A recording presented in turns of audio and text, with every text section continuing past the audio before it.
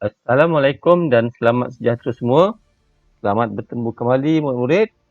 Okey, kita teruskan ke reka bentuk dan teknologi tingkatan 3, bab 1 aplikasi teknologi iaitu reka bentuk mekatronik.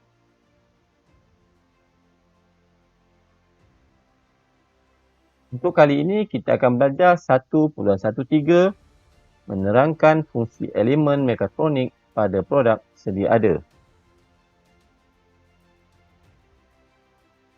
Berikut merupakan antara standard pembelajaran untuk bab ini. Apakah produk mekatronik sedia ada? Adakah murid dapat kenal pasti? Ya, bagus. Okey, untuk kali ini, cikgu akan tunjukkan beberapa produk sedia ada. Yang pertama, kereta kawalan jauh. Kedua, pintu gelangsa automatik. Pintu ini kita boleh lihat di pasaraya ataupun kompleks membeli belah. Mesin basuh automatik. Lengan robotik. Lengan robotik ini biasanya digunakan di kilang-kilang ataupun kawasan industri. Dan drone. Sebelum ini, kita telah belajar tentang 4 elemen mekatronik, iaitu elektrik, mekanikal, elektronik, dan kawalan dan pengaturcaraan. Adakah murid-murid ingat lagi? Okey, kita teruskan. Okay, untuk kali ini, kita akan ambil 3 contoh saja sebagai panduan. Yang pertama, kita akan terangkan fungsi elemen mekatronik pada kereta kawalan jauh. Elemen yang pertama, sistem mekanikal. Jadi pada kereta kawalan jauh terdapat beberapa sistem gear. Jadi gear berfungsi untuk mengurangkan atau meningkatkan laju dan menambah daya kilas motor. Sistem yang kedua, sistem elektronik. Jadi pada kereta kawalan jauh terdapat pemacu motor dan modul gerganti. Gerganti ni maksudnya relay murid. Jadi, sistem elektronik menerima dan menukar isyarat input dari alat kawalan jauh kepada isyarat elektrik bagi memacu motor AC. Jadi, motor AC ni maksudnya adalah motor arus terus. Yang ketiga, sistem elektrik.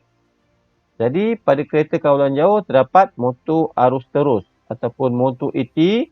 Jadi, biasanya kereta kawalan jauh akan menggunakan bateri akali atau bateri kadmium nikel. Jadi, bateri adalah sebagai sumber tenaga elektrik. Dan yang keempat, sistem kawalan dan pengaturcaraan. Yang ini merupakan papan litar elektronik mikro pengawal. Jadi, murid, mikro pengawal yang ni. Jadi, ini kita panggil dia mikro pengawal ataupun mikro controller. Dia terdiri daripada mikro pengawal dan sistem kawalan yang diatur cara. Berfungsi untuk mengawal laju dan arah putaran motor AC. Okey, murid, kita bagi kepada contoh yang ketiga, pintu gelonsor automatik. Jadi, pintu ini akan terbuka jika ada orang mendekatinya. Jadi, kita pergi yang pertama, sistem mekanikal pada pintu gelonsor. Jadi, pada pintu gelonsor tersebut, adanya tali sawat dan takal. Komponen mekanikal terdiri daripada takal dan tali sawat, berfungsi untuk membuka dan menutup pintu. Gear pada motor membantu memudahkan pergerakan. Sistem elektronik. Jadi, sistem elektronik yang ada pada pintu gelonsor adalah litar pemacu motor serta penderia gerakan.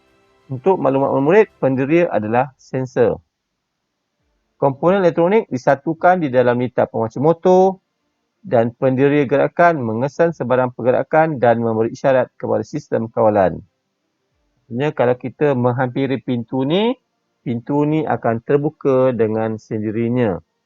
Jadi pintu ni akan terbuka bila ada berlakunya pergerakan dan menutup jika tiada pergerakan.